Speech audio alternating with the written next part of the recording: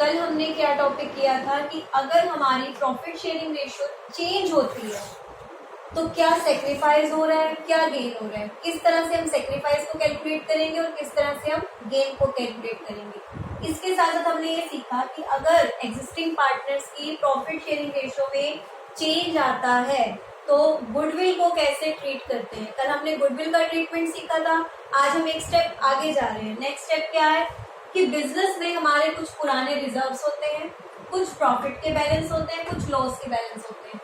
Partners ने आपस में डिस्कस किया कि ठीक है हम नए एग्रीमेंट में आ रहे हैं तो क्यों ना हमारा जो प्रीवियस बैलेंस है या पुराने का जो पैसा हमने कमाया हुआ है उसको तो एटलीस्ट हम पुरानी रेशो में एक बार डिस्ट्रीब्यूट कर लें।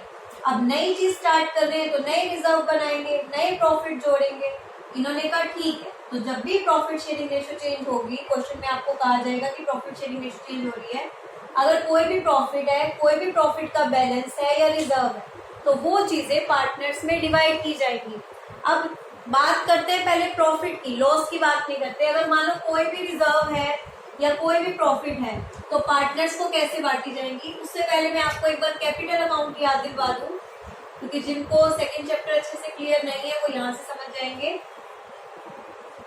कैपिटल अकाउंट बनाना सीखा था हमने सेकंड चैप्टर में। दो पार्टनर हैं ए और बी, ये हमारी क्रेडिट साइड होती है, ये हमारी डेबिट साइड। डेबिट में सारे एक्सपेंस आते हैं, क्रेडिट में सारी क्या आती है, इनकम। अब पार्टनर को जो भी मिलना है वो क्या होगा, क्रेडिट। पार्टनर को जो भी मिलना है वो क्या होगा, क्रेडिट। और पार्टनर से फर्म ने जो भी लेना है वो डेबिट। जैसे पार्टनर की कैपिटल है, पार्टनर का पैसा क्रेडिट। पार्टनर को कुछ प्रॉफिट का हिस्सा मिल रहा है, क्रेडिट। पार्टनर को हम कुछ रिजर्व दे रहे हैं, क्रेडिट। पार्टनर को सैलरी दे रहे हैं, क्रेडिट। पार्टनर को कमीशन दे रहे हैं, क्रेडिट। तो ये सारी चीजें क्या होती है, क्रेडिट, क्योंकि ये पार्टनर के पैसे को बढ़ा रही है।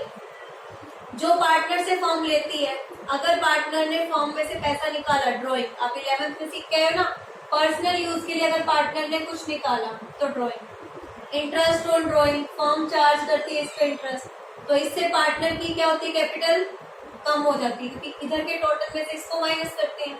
अब ये देखो, कोई पुराने प्रॉफिट, अच्छा कोई लॉस होता है तो यहाँ आता है। जब प्रॉफिट या रिजर्व होगा तो पार्टनर क्या होगा, क्रेडिट। पार्टनर क्या होगा, क्रेडिट, क्योंकि पार्टनर की पैसा बढ़ जाएगा। तो अगर कोई भी प्रॉफिट या रिजर्व अगर हमें पार्टनर्स में डिवाइड करना है तो पार्टनर के कैपिटल अमाउंट को क्या करना होगा, क्रेडिट करना होगा। अगर कोई लॉस होगा तो पार्टनर का कैपिटल अमाउंट क्या होगा, डेबिट। अब आपको ये तो पता चल गया कब क्रेडिट होगा कब डेबिट होगा। अब इसकी जर्नल एंट्री भी सीख लेते हैं। सपोज कीजिए एक क्वेश्चन लेती हूँ मैं आपके सामने। आपको एक क्वेश्चन गिवन है, क्वेश्चन में आपको कहा गया है कि प्रॉफिट का बैलेंस है 1,80,000, जर्नल रिजर्व है 45,000। ये दो चीजें हैं फर्म में, बैलेंस है हमारा, प्रीवियस बैलेंस है, और पार्टनर अपनी रेशो चेंज कर रहा है। पार्टनर की पहले रेशो थी 4:3:2, अब वो चेंज कर रहा है 1:1:1। पुराना बैलेंस है, पार्टनर में बांटना पड़ेगा। टोटल कितने का बैलेंस हो गया, 2,25,000। 2,25,000। तीन पार्टनर है एबीसी, ए का शेयर कितना होगा, टोटल पैसा है 2,25,000। ए का शेयर पुराना 4/9, क्या होगा, 4/9। बी का शेयर 2,25,000 का 3/9। सी का शेयर 2,25,000 का 2/9। तो यहां से ये आ जाएगा, यहां से हम इसको सॉल्व कर लेंगे ना। कट करो 9 की टेबल पे, 9 1 जा 9, 22 से कम क्या होता है 18, 9 2 जा 18, 19 20 21 22, 9 5 जा 45, 25,000 मल्टीप्लाई 4, 1 लाख आ गया। यहाँ पे 75,000 आ गया और यहाँ पे 50,000 आ गया। तो तीनों का शेयर निकल गया। तीनों के बीच में हमने 2,25,000 डिस्ट्रीब्यूट कर दिए। ये डिस्ट्रीब्यूट करना समझ में आ गया। अब इसकी जर्नल एंट्री देख के क्या होगी, आपको डिस्ट्रीब्यूट करना समझ में आ गया ना। मैंने क्या बोला, पार्टनर्स क्रेडिट होंगे, तो पार्टनर्स क्रेडिट डेबिट क्या होगा, हम डिस्ट्रीब्यूट क्या कर रहे हैं, profit and loss account debit,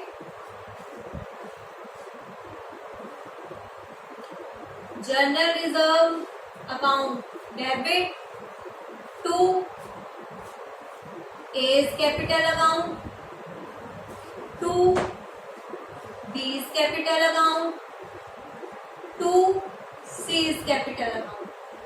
अब एक बार इधर से भी रेज कर देते हैं।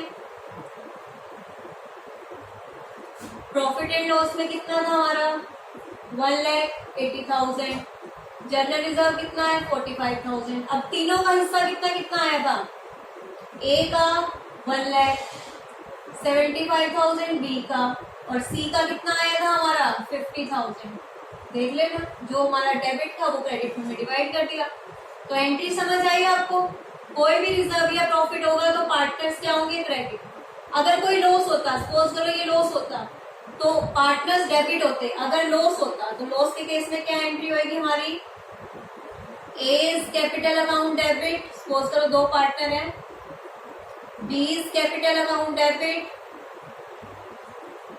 To profit and loss account. Clear है ये चीज आपको। तो ये चीज क्या है, अगर हमें कोई भी रिजर्व गिवन हो, कोई भी प्रॉफिट या लॉस का पुराना बैलेंस गिवन हो, और अगर प्रॉफिट रेशो हमारी क्या हो रही है, चेंज हो रही है, तो उस केस में हम क्या करेंगे, ये जर्नल एंट्री करेंगे। प्रॉफिट है या कोई भी रिजर्व है तो कैपिटल अकाउंट क्रेडिट होंगे, उनकी रेशो में, ओल्ड रेशो में जो भी हमारा टोटल अमाउंट होगा, और अगर लॉस होगा तो कैपिटल अकाउंट डेबिट होंगे। तो इस तरह से ये चीज डिस्ट्रीब्यूट की जाएगी। आप एक बार अच्छी तरह से देख लीजिए। और इसके बाद हम देखते हैं आगे कुछ और भी इसमें कंसेप्ट्स हैं जो देखने के हैं, मैं आपको बता देती हूँ एक बार। कुछ और चीजें हैं डीपली करने की इसमें। पहले दो क्वेश्चन तो आपके बिल्कुल सिंपल हैं। फर्स्ट क्वेश्चन में आपको रिजर्व्स एंड प्रॉफिट्स दिए हुए हैं, इसी तरह से क्वेश्चन होगा। सेकंड में लॉस दिया हुआ है तो उसमें इस तरह से होगा। डिस्ट्रीब्यूट करना सब सेम है, बस जर्नल एंट्री चेंज हो जाएगी। पार्टनर्स अकाउंट क्या हो जाएंगे हमारे, डेबिट हो जाएंगे। अब कई बार क्या होता है, कुछ रिजर्व्स क्लेम हो जाते हैं और कुछ रिजर्व्स क्लेम नहीं होते हैं, तो हम उसके बारे में बात करते हैं। एक क्वेश्चन और मैं आपको समझाना चाहती हूँ, ध्यान से समझेंगे। अभी क्या था कि कोई रिजर्व ऐसा नहीं था कि जिसका क्लेम हो। रिजर्व किस लिए बनाते हैं, ताकि फ्यूचर में कोई उसका क्लेम ना आ जाए। क्लेम इन द सेंस, जिस चीज के लिए हमने रिजर्व बनाया है वो एक्चुअली में अगर उसके यूज के लिए आ गया तो वो भी तो देखना है ना हमें। तो एक एग्जांपल मैं आपके सामने ले रही हूँ इस चीज का। आपको कहा गया है कि PQR पार्टनर है, PQR, इनकी रेशो दी हुई है आपको 3:1। अब ये रेशो चेंज करके करना चाह रहे हैं 4:3:2। ये रेशो चेंज करना चाह रहे हैं। इन्होंने बोला, क्वेश्चन में आपको क्या दिया हुआ है, workman compensation reserve. Workman compensation reserve नाम से ही क्लियर है। अब वर्कर्स फैक्ट्री में काम करते हैं, हमें डर लगा रहता है कि किसी का मशीन में हाथ ना आ जाए। अगर किसी का मशीन में कल को हाथ आ जाता है तो उसके लिए हमारे पास उसको कंपनसेट करना होगा, उसको पैसे देने पड़ते हैं ना। तो एकदम से हम फर्म के प्रॉफिट में से कैसे दें, मुश्किल हो जाएगा, वो हमारे लिए एबनॉर्मल लॉस हो जाएगा भी एकदम से इतना पैसा प्रॉफिट में से निकाल के देना। तो फर्म क्या करती है, इस केस के लिए भी कुछ रिजर्व लेके चलती है। अब जब प्रॉफिट शेयरिंग रेशो चेंज हुई है, हमें ये देखना है क्या इसका कोई क्लेम है, यानी कि क्या किसी वर्कर का मशीन में हाथ आया, कुछ उसके साथ अनहोनी हुई।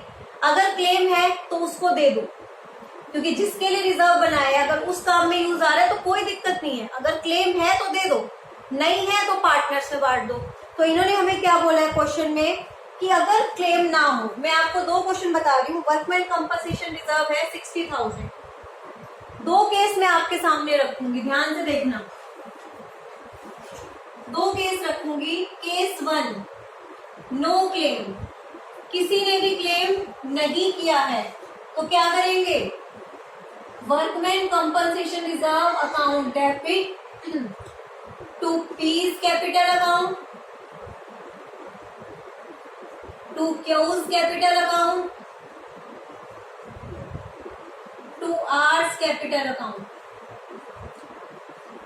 ठीक है, अभी कोई क्लेम नहीं है ना, इन्होंने बोला कोई भी क्लेम नहीं है, तो ठीक है, आप अपने 60,000 किस रेशियो में बांटोगे? 3:2:1 में इनको डिवाइड कर दो। 60,000 को हमने डिवाइड किया तो कितना आ गया? 30,000, 20,000, 10,000। ये कब था? जब कोई भी क्लेम नहीं है। अब केस 2 क्या होगा हमारा? क्लेम आ गया, एक वर्कर का मशीन में हाथ आ गया तो उसने क्लेम किया है 24,000। वर्कर को मुझे इसमें से कितने देने हैं? 24,000। तो 24,000 तो किसमें चले जाएंगे? क्लेम में। रिमेनिंग कितने रह गए? 60,000 में से 24,000 माइनस करो, 36,000। ये हमारे किस में डिवाइड हो जाएंगे? पार्टनर्स में, क्योंकि ये बच गया ना। अब कोई भी क्लेम नहीं है, जो क्लेम है वो क्लेम दे दो, बाकी पार्टनर्स में डिवाइड। तो आपका क्या हो जाएगा? एंट्री देखो, workman compensation reserve account debit 2, अभी हमने प्रोविजन में डाल दी है, provision for workman compensation reserve. Total 60,000 थे, जिसमें से 24,000 किस में चले गए? मेरे क्लेम में। बाकी पार्टनर्स में जाएंगे किस रेशो में? 3:2:1 में। 2 P's capital account, 2 Q's capital account, 2 R's capital account. तो अब कितना रह गया? 36,000। 36,000 को हम किस में डिवाइड कर देंगे? 3:1 में। ये आपका आ जाएगा 18,000, 12,000, 6,000। ये अमाउंट थोड़ा क्रेडिट का इधर लिखा जाता है, स्पेस नहीं है तो आप समझ जाना, ये सारा क्रेडिट का अमाउंट है, ये डेबिट का। क्लियर है? तो यहाँ पे यही चीज आपको ध्यान से समझनी है। कोई भी अगर आपको इस तरह का रिजर्व दिया हुआ है, अगर तो उसके बारे में कुछ इन्फॉर्मेशन नहीं है तो सारा का सारा पार्टनर से बांट देंगे। बट अगर कुछ भी क्लेम आपको गिवन है तो पहले आप उस क्लेम को दोगे, यानी कि वो पैसा क्लेम में जाएगा। उसके बाद जो पैसा बचेगा वो हम किस में बांट देंगे? पार्टनर से बांट देंगे। इसी तरह नेक्स्ट क्वेश्चन में आपको दिया हुआ है इन्वेस्टमेंट। इन्वेस्टमेंट के लिए भी हम फंड बना के चलते हैं। इन्वेस्टमेंट क्या होती है? मैंने मार्केट में पैसा लगाया, कल को हो सकता है कि पैसे की वैल्यू डूब रही है, तो जितना लॉस होता है ना वो जाएगा क्लेम में। सपोज करो 5 लाख की इन्वेस्टमेंट की थी, वो वैल्यू 4,80,000 की हो गई, तो रिजर्व 20,000 कम हो गए, तो रिजर्व में से मैं कितने लूंगी? 20,000। 20,000 तो गए क्लेम में और बाकी किस में डिवाइड हो जाएंगे? पार्टनर्स में। इसी तरह अगर जनरल रिजर्व दिया हुआ है तो जनरल रिजर्व भी डिवाइड कर देंगे। तो ये सारे रिजर्व्स जो आपके डिवाइड करने के हैं, आप इन क्वेश्चंस को अच्छे से करेंगे। कोई भी अगर आपको डाउट होता है तो आप मुझसे पूछेंगे, कोई भी किसी भी तरह की क्वेरी है तो आप प्लीज क्लियर करेंगे, फिर नेक्स्ट क्लास में अपना नेक्स्ट टॉपिक लेके चलेंगे। यहाँ तक किसी को कोई भी डाउट हो, कुछ भी हो किसी भी तरह का, तो प्लीज डिस्कस कर लेना। एक बार मैं फिर से इन्वेस्टमेंट का बता ही देती हूँ वरना दिक्कत रहेगी। देखिए, आपने इन्वेस्टमेंट करी है